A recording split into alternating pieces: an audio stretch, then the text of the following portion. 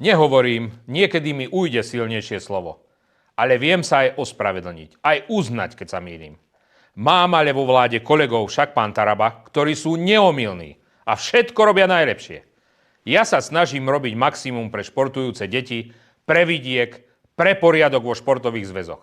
Nemám rád oligarchov a oni nemajú radi mňa.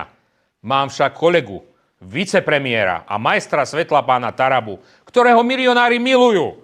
Pán Taraba im dáva peniaze na stavbu jazierok, na golfových ihriskách či na nádrže pod ich vlekmi.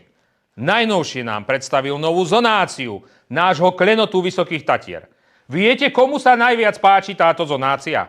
Milionárovi, ktorý prevádzkuje vleky a hotely v Tatrách.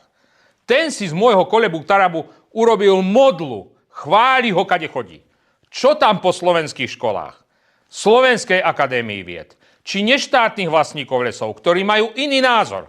Hlavne, že sa môj kolega Taraba páči milionárom. No čo už, ako sa hovorí, vrana k vrane sa dá.